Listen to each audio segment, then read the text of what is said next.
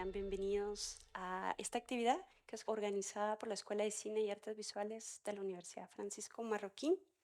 Quiero comentarles que este es un evento que celebra el talento, la creatividad del cine iberoamericano en un formato de película corta. Esta edición reúne a cineastas emergentes y consolidados, ofreciendo una plataforma para mostrar sus obras y que nos permita conectar también con la industria, que espero que muchos de ustedes sean interesados del cine, hagan cine o estén estudiando cine.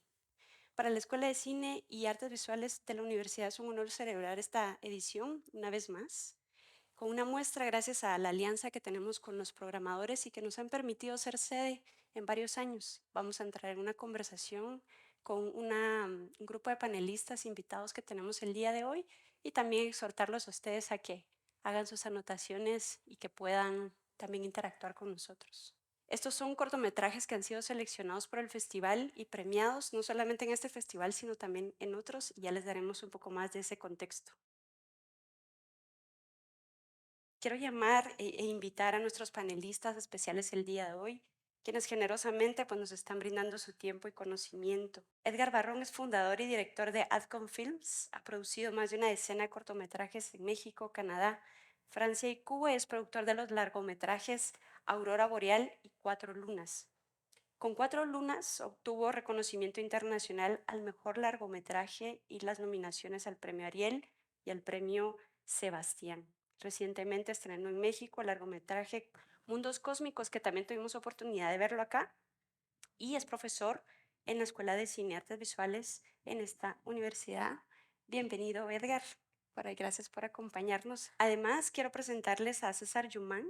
César es magíster en literatura hispanoamericana y licenciado en letras, que también posee un bachelor en arte y un profesorado en lengua y literatura. Sus obras han obtenido varios galardones, entre ellos el certamen permanente centroamericano 15 de septiembre del 2021 por su libro Baila y el certamen latinoamericano de editorial Paradoxismo 2013, sello que publicó su antología Rhetoric K. Introducción a tropos y figuras o schemas de Latinoamérica. Espero haberlo pronunciado bien, César. Otras de sus publicaciones son los libros de cuentos en los que podemos mencionar Infinito, Darkness, Playlist, así como las novelas Me dicen Zombie y Ambú. Se desempeña como asesor literario y consultor educativo y también es profesor en nuestro programa en la Escuela de Cine, en el área del cine y su relación con la literatura. Además, quiero presentarles a Javier Anleu. Él cuenta con un Bachelor en Arts, en Liberal Arts, con especialidad en Visual Media and Storytelling Marketing por el Michael Polanyi College de la UFM, además con una certificación en NYU en Film and TV Essentials. Director y productor de los documentales Cacao Back to the Roof y I Am, y formó parte del crew del documental Borders of Dreams. Además es facilitador en el Book Camp del Michael Polanyi College y en la Escuela de Cine y Artes Visuales. Bienvenido, Javi. Muchas gracias por acompañarnos. Quisiera empezar, la verdad, exhortándolos primero también a decirles que nos encantan que este tipo de actividades ustedes también puedan ser partícipes. Entonces, eventualmente voy a elegir a alguna de las personas, no, son mentiras, eventualmente voy a invitar a cualquiera que quiera darnos sus comentarios acerca de las impresiones que han tenido de esta muestra que tuvimos oportunidad de ver hoy. Pero para empezar, pues vamos a conversar con nuestros panelistas. Yo preparé algunas preguntas puntuales de los diferentes cortos que vimos hoy y me gustaría empezar pues primero con la pregunta para los tres de el cine tiene esta capacidad de educar y tiene esta capacidad de entretenernos, además de provocarnos y de hacernos pensar. Y creo que esta muestra nos permite un poco de esa reflexión, entonces me gustaría empezar con sus apreciaciones acerca de este conglomerado de películas que vimos el día de hoy. Si quieres empezar, Edgar, como invitado de nuestro espacio y conocedor pues, del cine mexicano también. Muchas gracias a todos. Bueno, sí, creo que eh, la característica principal, creo, de esta programación es justo la variedad, ¿no?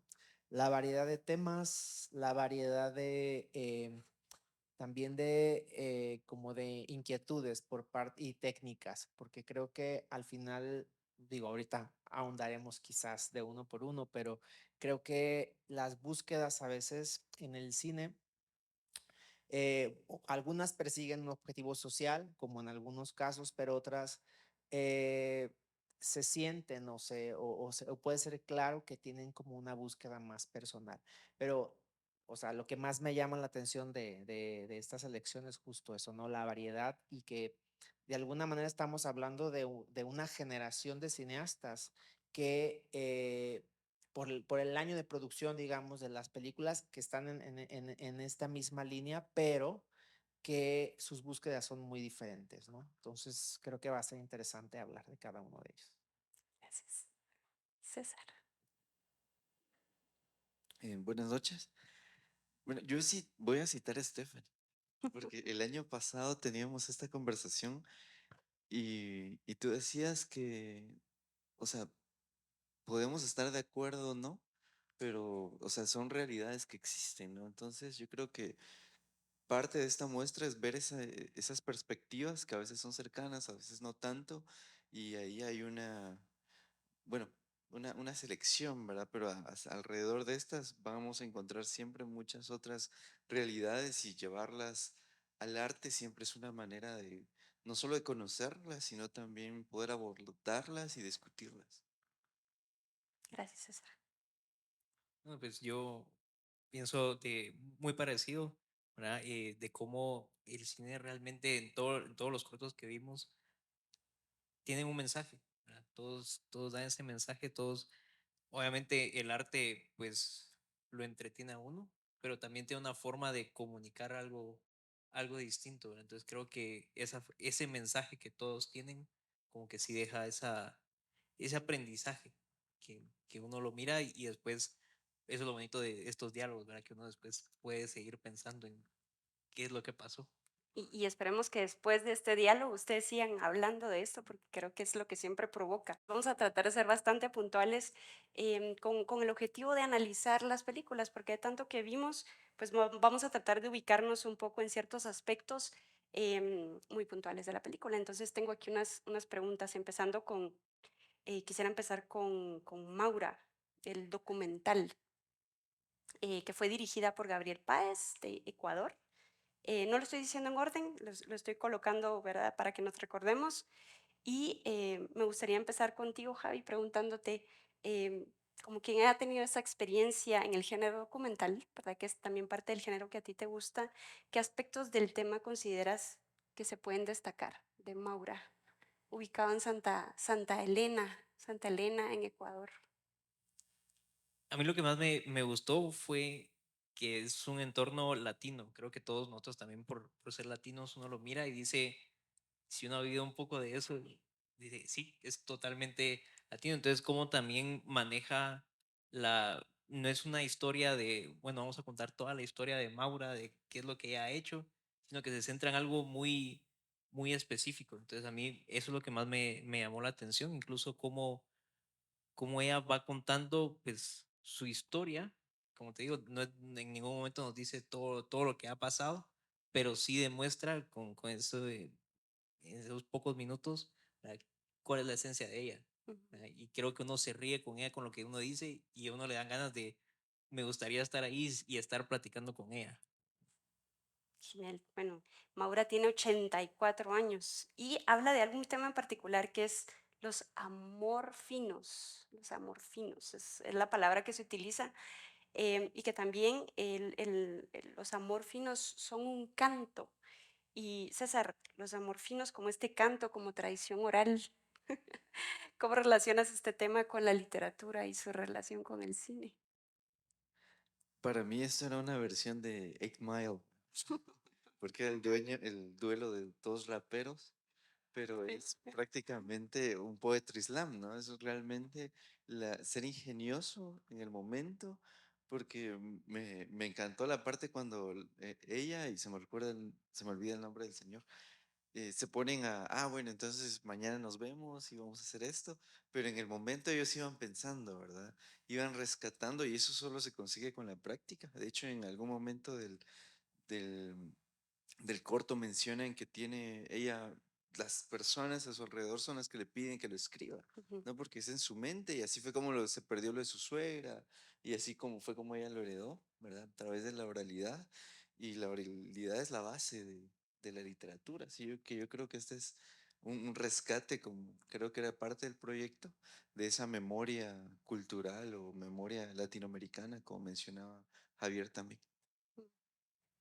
Y Edgar, hablando de los valores de producción y sobre todo porque durante este semestre tú estuviste hablando de la producción para documentales, me gustaría preguntarte qué características resaltas de los valores de producción de este documental, en qué nos tenemos que fijar en términos de la producción, qué dirías puntualmente que puedes identificar acá. Bueno, no sé si me iría tanto a la parte de producción, porque una de O la las que tú cosas, quieras. lo que pasa es que creo que hablando de esta obra en particular, yo creo que algo difícil en los documentales es retratar de verdad fielmente lo que es real. Justo hace unos días en una masterclass estábamos recordando una frase que, este, traigo mucho, ¿no? Y que es, por ejemplo, que las ficciones, ¿cómo era Pablo? ¿Cómo era la frase? Las ficciones cuentan mentiras para decir verdades y los documentales retratan verdades para contar mentiras. Es decir, hay muchos documentales que empiezan en una línea de investigación y que de repente el realizador se topa con algo diferente y cambia la línea. O lo que es peor, o sea, al final de cuentas, los documentales tienen la visión total del realizador, o sea, es su punto de vista, porque lo que decide mostrar es según la postura que tiene respecto a ese tema. Entonces, lograr un equilibrio, o sea, lograr como realizador no en los documentales, no ser tan tendencioso y realmente mostrar la cotidianidad, mostrar de manera orgánica, de manera sin intervenir tanto, creo que eso es lo complicado con los documentales. Y yo, o sea, que estaba viendo esta película y yo lo que siento es justo eso, que de alguna manera no tiene una tendencia por parte del realizador.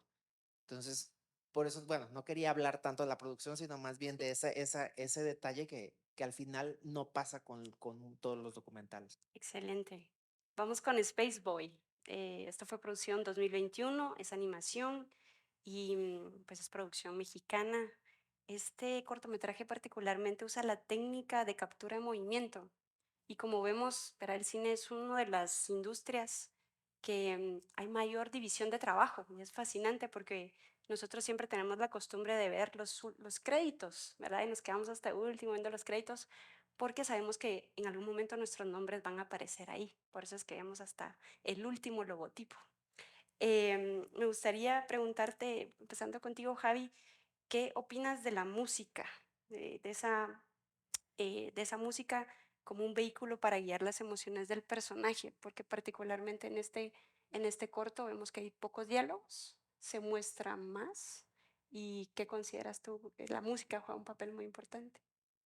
Sí, yo estaba feliz que había algo de animación, ¿verdad? En este personaje, porque sí, creo que la música, y voy a ir un poquito más, porque no solo la música, sino el sonido, todo el diseño de sonido juegan bastante en cualquier película, pero creo que en animación a uno le pega más, ¿verdad? Y ya viéndolo por segunda vez, ¿verdad? La parte de los glitches, ¿verdad? Que es tan de los videojuegos, que muchas de las películas también de videojuegos juegan con eso, pero en este short se ve bastante que va la música y en eso se empieza a trabar la música y es cuando empiezan los primeros, no son flashbacks, pero sí son esos glitches que nos hacen ver de ahí hay algo raro, que si uno parpadea en ese momento se lo pierde, pero ahí están los indicios que cuando uno llega al final uno dice, era otra historia, no era lo que yo estaba pensando.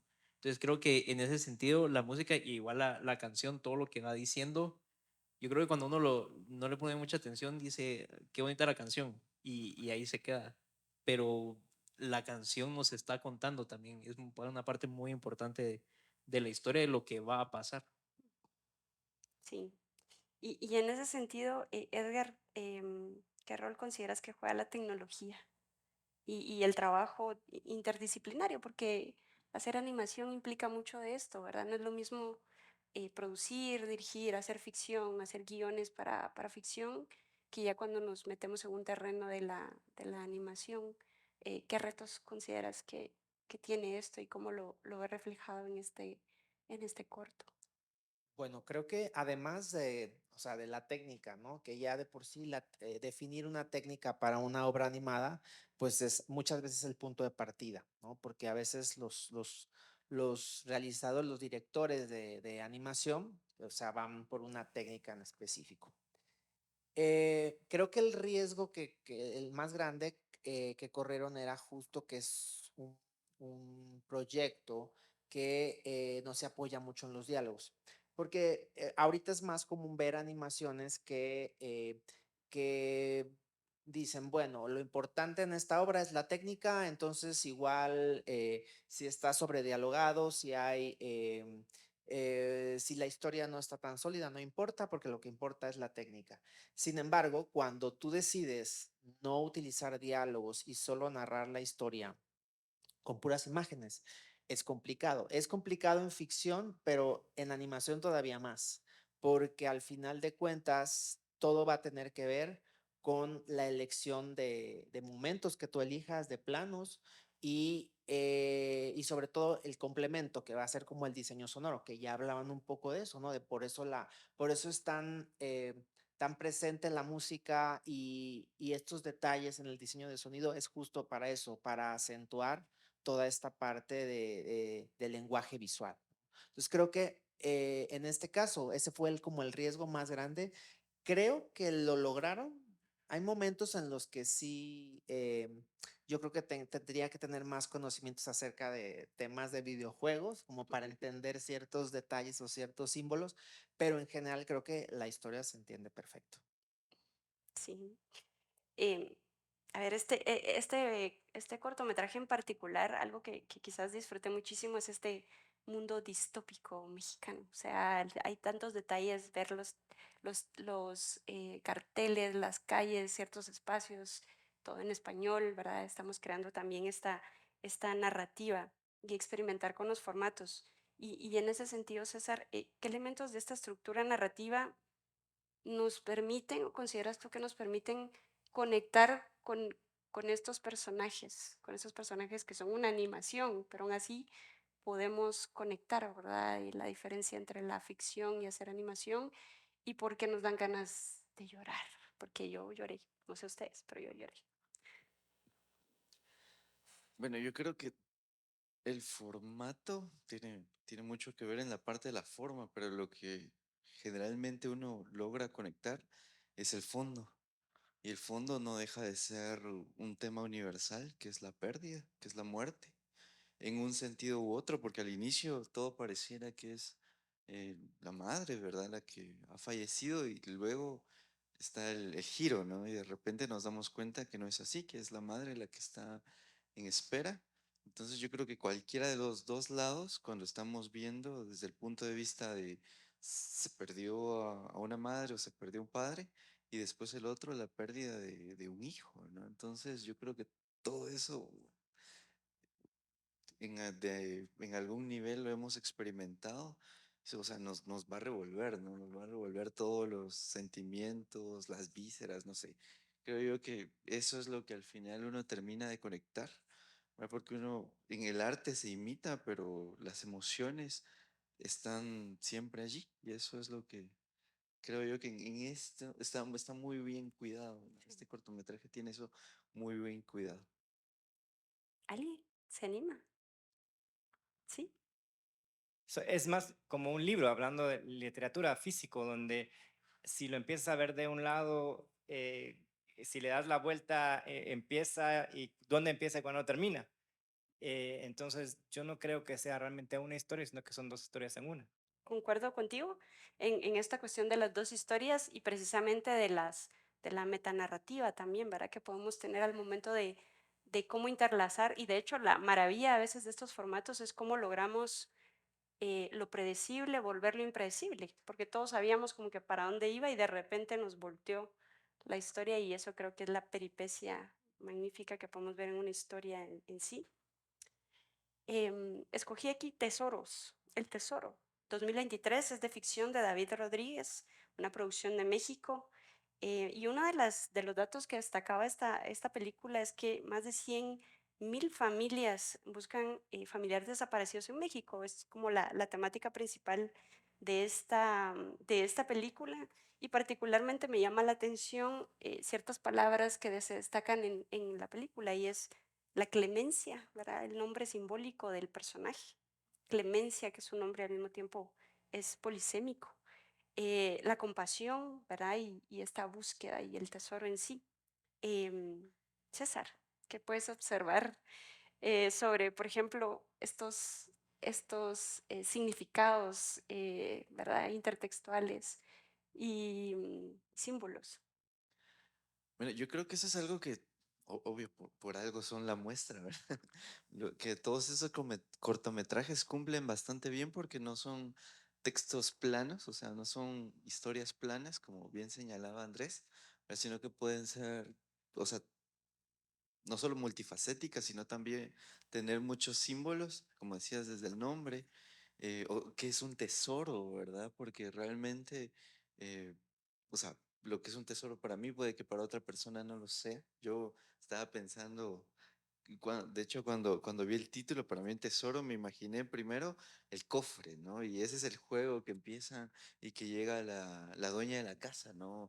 Porque espera ese tipo de tesoro y termina siendo algo totalmente distinto. Em, Creo yo que nos hizo pensar en muchas realidades, ¿no? Las de los enfrentamientos armados, las de las olas de secuestros que han venido en Latinoamérica. eh, por ejemplo, me hizo pensar también en esta película documental también que es La nostalgia de la luz, Ah, ¿verdad? sí. Donde la gente está Chilena. buscando a sus perdidos en el desierto de Atacama, ¿verdad? Y cuando cierra esta parte y dice que es por el narcotráfico. Entonces ahí genera otra lectura todavía. O sea, yo creo que podríamos seguir así toda la noche, ¿no? Buscándole a cada uno de los cortometrajes todas las lecturas posibles, porque dependiendo del momento, ese es el tipo de desaparición que podríamos tener. Y no solo en Latinoamérica, sino podríamos irnos a cualquier lugar del mundo y nos vamos a topar lamentablemente con una situación parecida. Sí. Edgar, ¿nos podrías dar, verdad, como alguien que está relacionado con estos temas, estos contextos, o nos podrías dar un poco el contexto que nos pueda hacer entender el por qué hay tanto cine que vemos en estas diferentes temáticas como lo que acabamos de ver? ¿Qué importancia, relevancia tiene a nivel sociedad?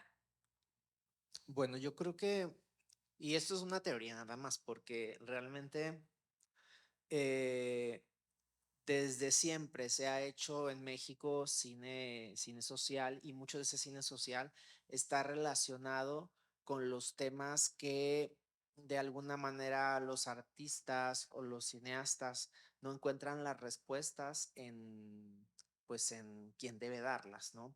Entonces muchos se apoyan en algún momento todo se centraba más en el tema de migración. Después se fue a las mujeres desaparecidas en Ciudad Juárez y así, o sea, de alguna manera se ha ido todo el tiempo, o sea, es como son acciones constantes en el país y como no hay las respuestas, creo que por eso es que hay tanto de este cine, porque al final de cuentas, mm, ni siquiera es que buscan darle respuestas a la gente, sino más bien siento que en algún punto era más como simplemente tener el tema ahí en la agenda, mantenerlo. Sin embargo, creo que con este corto tiene una particularidad con cómo lo aborda, y es que pudo haber sido simplemente una mujer que que ayudaba a encontrar a la gente desaparecida. Sin embargo, le- la- le- como esta línea que le dieron de ella ser la madre de alguien o sea, que por decisión propia desaparecía a las personas, es llevarlo a otro nivel. Y yo no digo que sea con la intención de concientizar a la gente que pues al final no se saben las circunstancias de las otras personas, pero al menos es ponerlo ahí, ¿no? Y es dejarlo para ver qué pensamos acerca de eso. Porque al final de cuentas, eso creo que todavía le dota de más humanidad, ¿no? Al personaje principal, porque sí, esta causa de querer ayudar a otras personas, pero al mismo tiempo es como pues un poco para lavar las culpas de su propio hijo. Claro, como que en estas historias también existen dos puntos de vista que son totalmente válidos ponerlos en evidencia, ¿verdad? Y dejar, pues a la larga, que sea el público quien lo decida, que es algo que hemos visto Y es que muy es lo frecuentemente. interesante, que al final, cuando en las películas hay los contrapuntos, creo que ahí te alejas como realizador de solo dar una postura tajante respecto a algo. Entonces creo que eh, o sea, o sea, siempre ha habido la tendencia, pero ahorita está como más esto de ser un poco más imparciales y menos como este es mi discurso, esta es mi postura, sino más bien tratar de mostrar algo más allá de lo que podemos ver a simple vista. Mm, Gracias. Em, ¿Qué podrías destacar, Javi, sobre algo que me llama mucho la atención también de este corto? Y es porque he visto el trabajo del director y particularmente él buscaba a ciertos actores, principalmente esta actriz, él la escogió con una intención en donde quería realmente retratar, ¿verdad? Hacernos sentir. Y mucho tiene que ver, podemos tener un tema, pero si las actuaciones no nos transmiten eso que queremos provocar del tema, pues no vamos a lograrlo, ¿verdad? En ese sentido, ¿qué impresiones tienes sobre las actuaciones? Sí, yo siento que es el corto más fuerte en actuación, ¿verdad? Porque tanto la parte final de, de Clemencia del Señor, ¿verdad? Como que todo ese drama, porque llega a ser un drama, es también actuado y siento que tenía que tener ese poder, ¿verdad? Ese poder de la actuación para realmente transmitir, ¿verdad? Incluso la actuación de Clemencia, ¿verdad? Como que uno la mira y sí siente ese abrazo, ¿verdad? Que lo está abrazando. Y creo que por eso también es bien bonito la última escena, ¿verdad? Porque nos habla a los espectadores.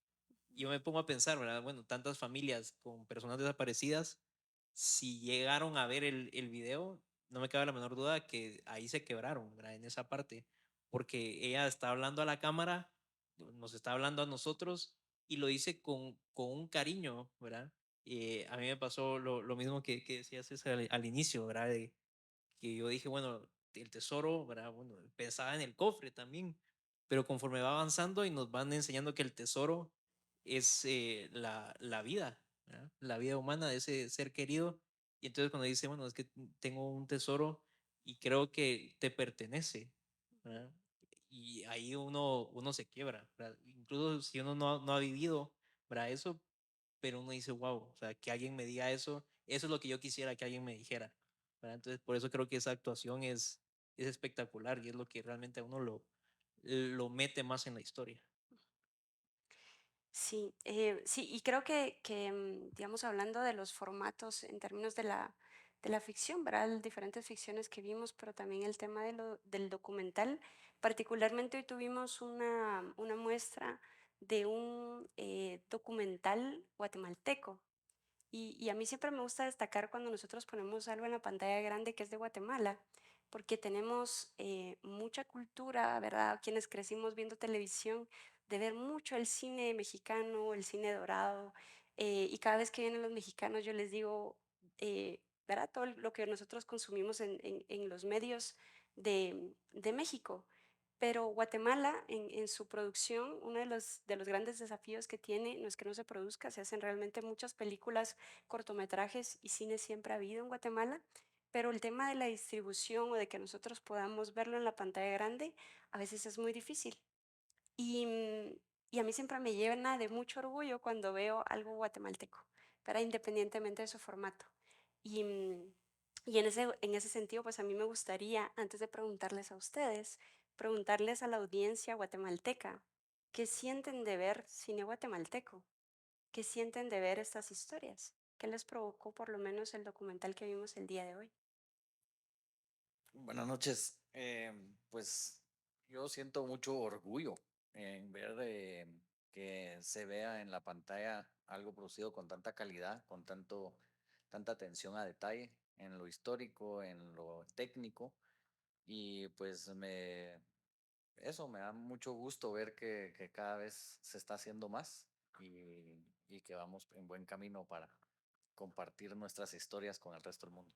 Gracias, Juan. Bueno, yo creo que, ¿verdad? Es parte de lo que también buscamos. Esperamos en las siguientes muestras poder ver más del cine guatemalteco.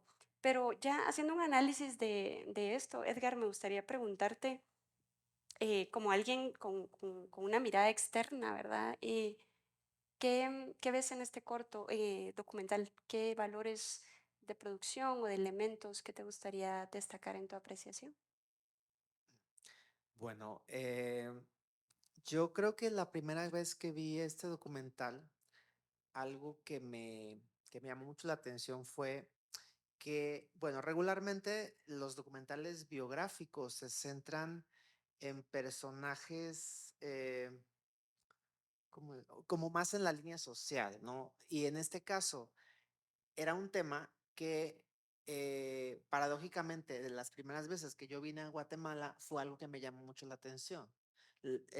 Yo siempre he dicho que México y Guatemala tenemos muchas cosas en común. Cuando la gente me dice cómo la pasas allá, digo yo la paso muy bien porque es como no salir del país. Hay muchas cosas que son similares culturalmente. Pero, por ejemplo, hablando de la arquitectura, fue una de las cosas que yo cuando llegué, solo el centro cívico, o sea, tienes una muestra ahí de muchas cosas, o ves a lo lejos el Teatro Nacional y ahí ves el contraste total, ¿no? Entonces, creo que algo que, que muestra a través de un solo personaje, estamos viendo diferentes momentos en la historia de la arquitectura en Guatemala.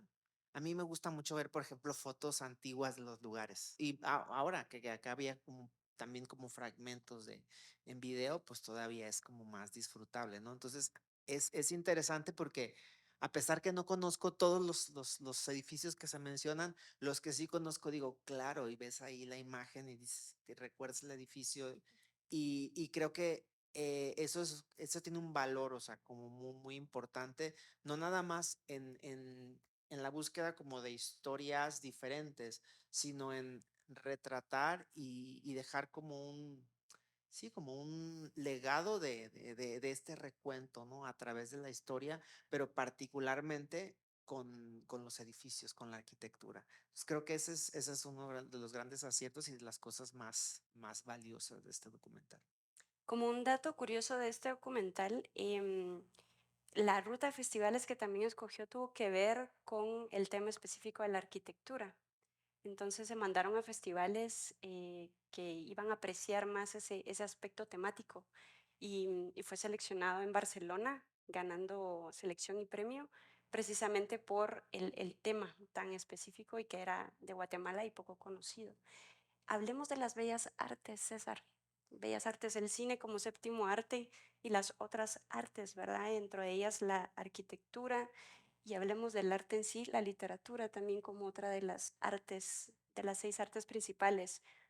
¿Qué importancia tiene el hecho de documentar a nuestros artistas, a nuestros creadores?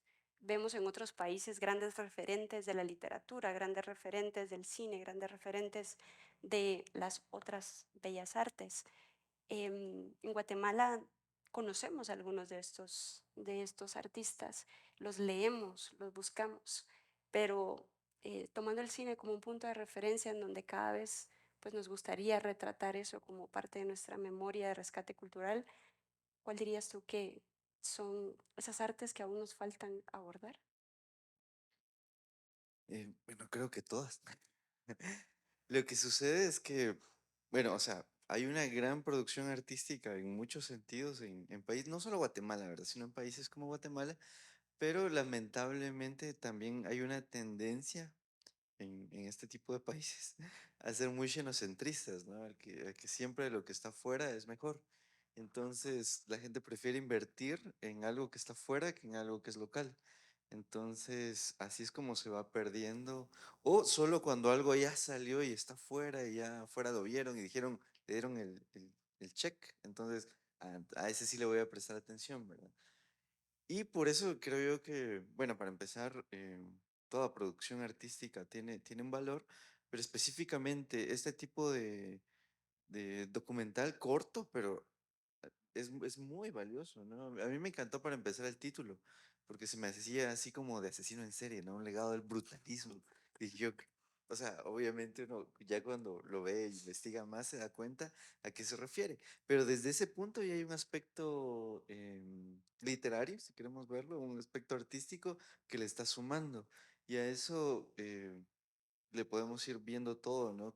Ya lo mencionaba Edgar, la parte de fotografía, la parte de la empatía o de la resonancia personal que puede tener uno con lo que se va viendo. A mí me encantó ver el Lux, ¿verdad? Porque uno ha entrado y generalmente es opaco adentro, eh, pero verlo ahí en la foto y todavía en construcción y toda esa iluminación en la fotografía, no sé, creo yo que eso es algo que se pierde cuando no se documenta. Y a veces todo esto tiene que ver desde el mismo artista. Primero dije el público, ¿no? Pero también viene desde el artista, el que lo crea, ya sea danza, música, lo que quieran. A veces se es muy, no, es que yo lo hago para mí, ¿verdad? No me interesa si me leen, si me ven, si me compran. Pero ahí se pierde mucho, ¿no? También está el valorar lo que uno está produciendo. A veces hay espacios, a veces no, pero se tiene que buscar. Se tiene que buscar los medios porque si nadie nos documenta, ok, ¿verdad? Pero al menos yo voy a intentar dejar un registro, ¿verdad? Creo yo que esa es un poco la percepción que podría dar. Gracias, gracias. Creo que es muy valioso tu punto de vista también como creador, ¿verdad? Como artista y no está de más, ¿verdad? Hacer la promoción a César con sus diferentes publicaciones, que creo que reflexionan mucho también acerca de esto para seguir hablando como las voces nuevas de su generación. Y en ese sentido, uniendo al tema de la generación, me gustaría preguntarte, Javi, como, ¿verdad? De los miembros más jóvenes de este panel. ¿Qué impacto tiene para tu generación ver este tipo de documentales?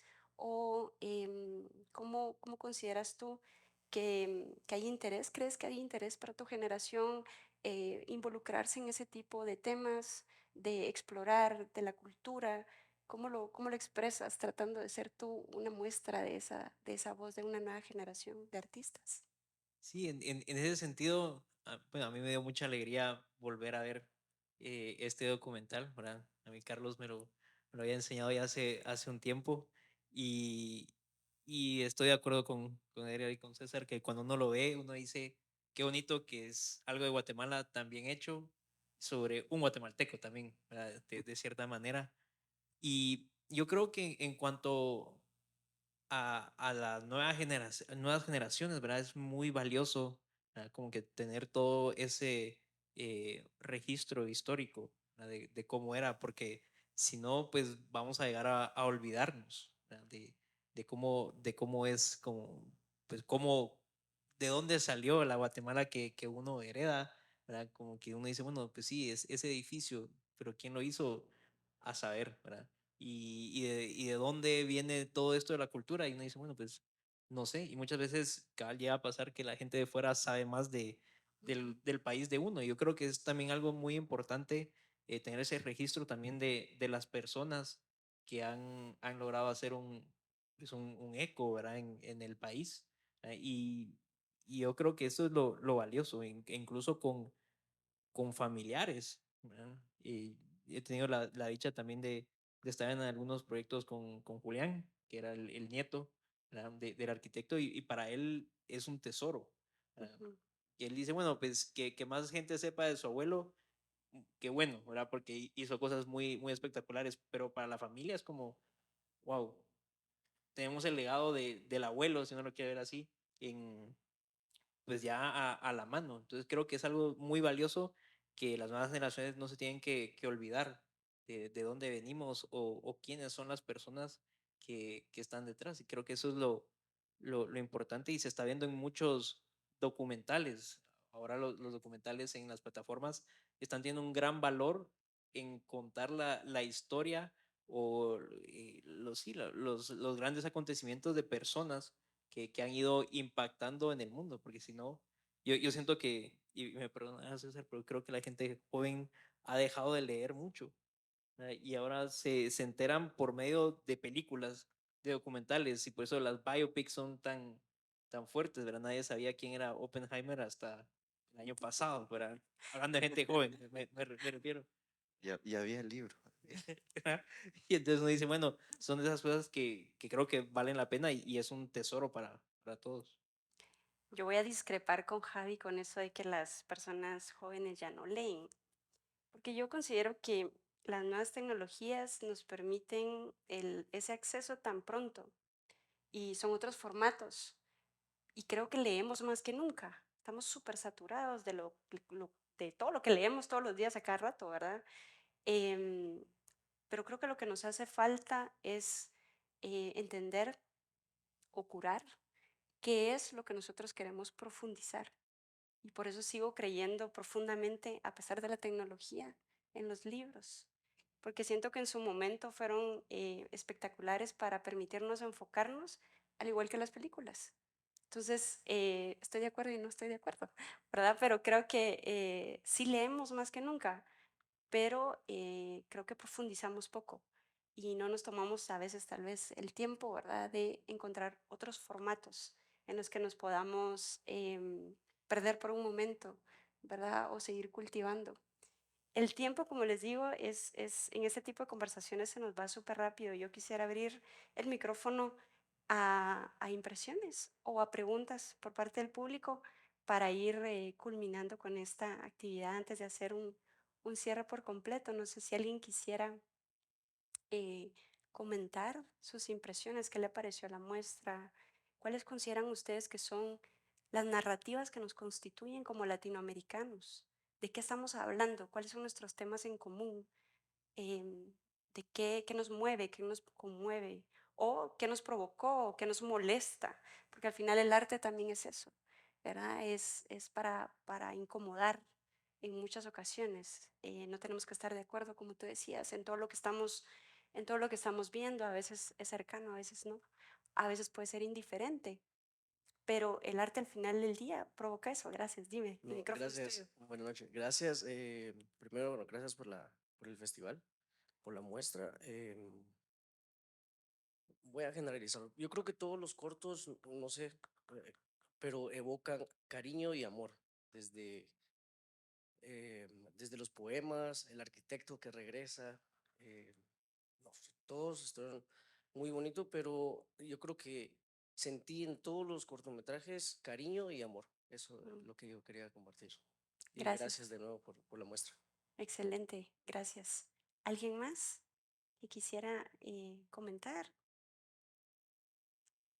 Pues bueno, voy a aprovechar que tenía un comentario sobre el cortometraje del Tesoro y creo que igual aplica un poco a la gran mayoría de los cortos que vimos hoy y también como temáticas latinoamericanas y es la culpa.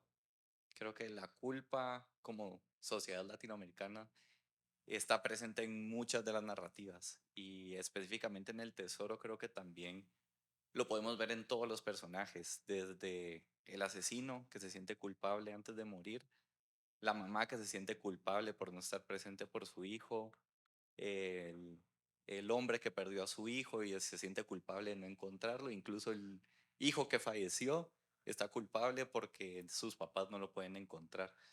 Entonces, creo que al final es como una fuerza motivadora que hace que todos se muevan dentro de esta historia en particular y podemos verlo en otros de los cortometrajes aquí presentes, que mucho de lo que mueve a los personajes es la culpa y creo que eso es algo bastante el latinoamericano por toda la historia que traemos detrás. Y por lo mismo también se siente como fresco cuando las historias no necesariamente eh, se valen de la culpa para contar historias eh, que, que realzan otros aspectos de nuestra cultura latinoamericana. Entonces poder ver también historias eh, que puedan enfocarse más como, por ejemplo, en el emprendimiento.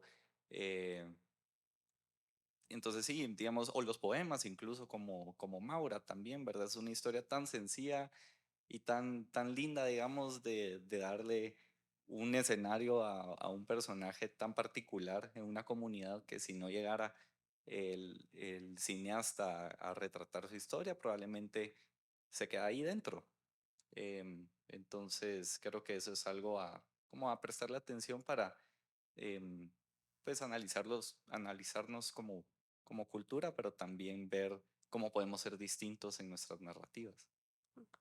Gracias, Esteban. Andrés, por favor. Así como dice Esteban, está la culpa, pero del otro lado de la moneda está también cobalto, que es el coraje. No es el coraje de la película, sino que el coraje de haberla presentado hoy. Yo creo que eso también hay que mencionarlo, eso es también parte de América Latina, que tenemos coraje. Todas las películas tenían coraje y todos los que estamos acá tuvimos coraje de ver la película y de verlas todas. Entonces, no solo tenemos que hablar de las cosas malas, se podría decir, también podemos hablar de los colores bellos de cobalto, del cuerpo humano.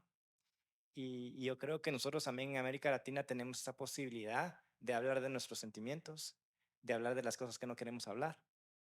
Y entonces eso creo que eso también somos nosotros. No solo somos la culpa y la tristeza y que todos se mueren, sino que también hay belleza, también hay coraje y también hay sentimiento. Gracias, Andrés. Y gracias por tocar el tema, porque de hecho quería abordar estos dos cortos que tratan de alguna forma de algo similar, la valentía, valiente, ¿verdad? Y cobalto, como, como temas que también son tabú, son tabú y que incluso a veces nos pueden incomodar para verlo en la pantalla grande, este tipo de películas. Y era también algo que quería como que lográramos cerrar con este tema porque son dos cortos. Y saber cuáles son esas apreciaciones que ustedes pueden hacer de esta narrativa con la que a veces podemos estar afines o simplemente no es tan cercano a nosotros. Creo que también es un tema en Latinoamérica.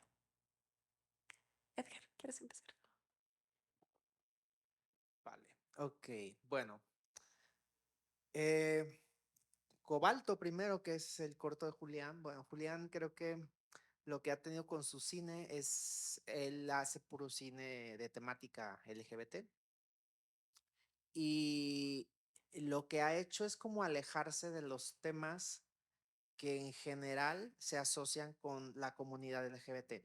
Es decir, busca ir a llevar cualquiera de las historias como a, es que no es la palabra que busco, a normalizar, digamos, pero que ya no sea un tema los asuntos de género o de preferencias sexuales, sino que se enfoca mucho en justo en eso, en buscar las estéticas tanto del cuerpo como su puesta en cámara, los colores, coincido con lo que decía Andrés, o sea, este corto en particular, digo, tiene otros que son como todavía un poco más sórdidos en cuanto a la estética, pero este es como muy cuidado, o sea, el diseño de producción, los colores, todo es como uniforme y pareciera, y aparte también creativamente muy bien resuelto, porque todo ocurre en un solo lugar. Entonces, básicamente se concentra mucho en la puesta en cámara y mientras que en otros momentos no le funcionaba tanto lo de los actores porque él trabaja mucho le gusta trabajar con bailarines, con atletas y pues obviamente al momento de de ponerlos a actuar no funciona tan bien, pero creo que ahora en este encontró como el equilibrio, pero sobre todo es eso, ¿no? Que no se enfoca en los temas que en general se asocian a la comunidad, sino que explora temas, el amor como tal, entre dos personas.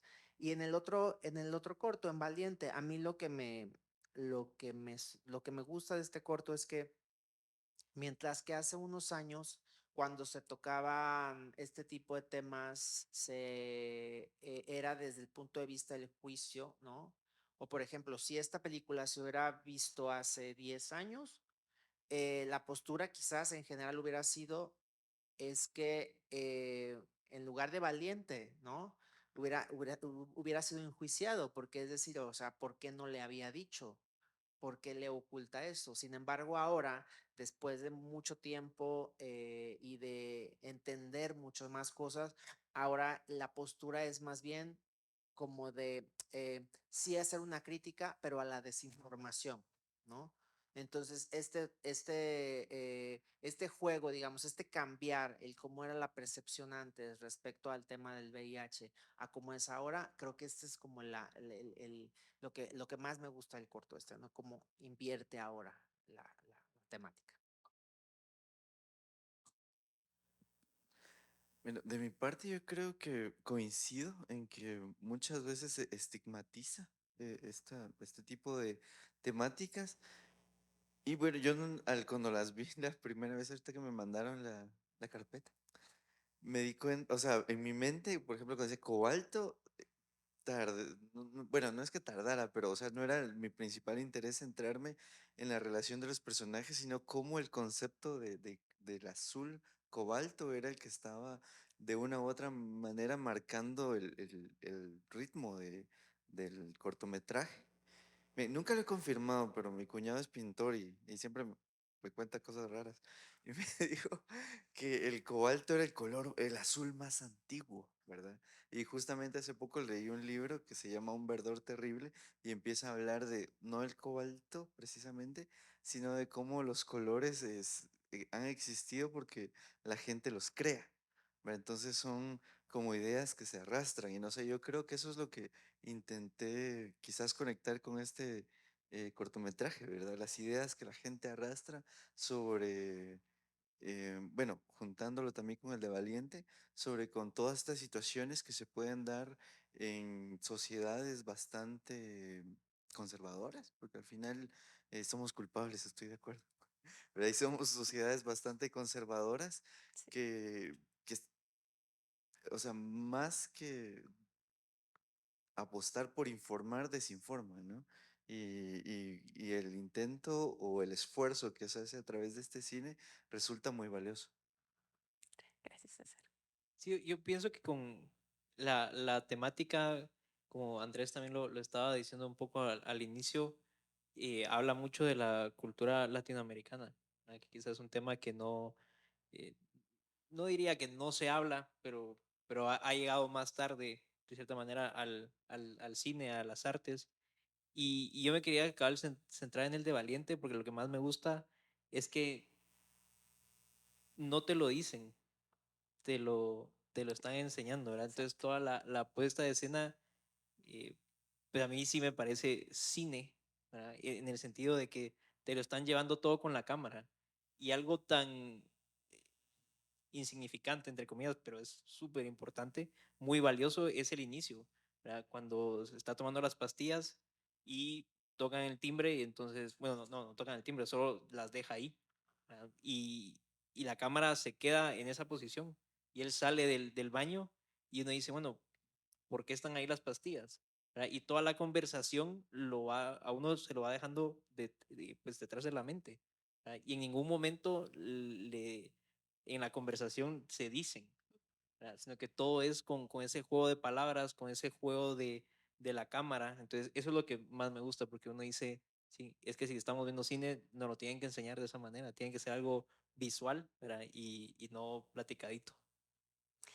Sí, algo que me gusta muchísimo de estos dos cortos, el primero, Valiente, es, sumando a lo que tú mencionas, cómo hacer cine que no subestime a su audiencia, que la trate con inteligencia, es decir, dejarnos ahí las migas, ¿verdad? Los símbolos y permitirnos que nosotros conectemos o nos hagamos preguntas. Y eso es algo que es un corto tan sencillo, una locación, dos personajes, una acción al inicio y puedo narrarlo todo. Me pareció en ese sentido súper bien logrado porque me hace sentir como audiencia inteligente a pesar de la sencillez que tiene, porque lo logro entender. Y con Cobalto particularmente, no sé si lo notaron, creo que aquí hay personas que saben de baile y tal vez sí lo notaron en la coreografía del sexo, es que realmente no era completamente sexo, era una coreografía, había danza, había una apreciación estética. Y eso, como lo mencionaba Edgar, valoré muchísimo ver esa otra propuesta en donde normalmente creemos que va de una sola forma, pero cuando entendemos también las bellas artes y logramos apreciar esos matices, podemos ver esta otra puesta en escena de una manera muy espectacular. Así que con eso estaríamos pues finalizando y concluyendo con este conversatorio. Les agradecemos muchísimo su presencia, sus intervenciones, sus aportes y los invitamos pues a la próxima muestra que vamos a tener. Este es un tipo de actividades que organizamos para apreciar cine de diferentes partes, ¿verdad? De Canadá, de México, de Iberoamérica, y esperamos que en noviembre vamos a tener una muestra oficial también de los cortometrajes producidos por la Escuela de Cine de esta universidad. Y pues agradecerles también a ustedes por su tiempo, su generosidad, sus reflexiones que nos van a dejar sin duda pensando. Y por último, quiero dejarles una tarea a todos ustedes, porque estamos acá en un espacio de aprendizaje, así que quiero dejarles esta tarea. Si ustedes tuvieran que escribir una película, ¿acerca de qué lo harían? Cuál es ese tema que a ustedes los mueve profundamente, los provoca, los molesta, los inspira, que les hace pensar que quisieran llevar esto a la pantalla grande? Piénsenlo, discútanlo con sus seres queridos y espero que en un futuro podamos verla en este escenario. Así que muchísimas gracias. Que tengan feliz noche.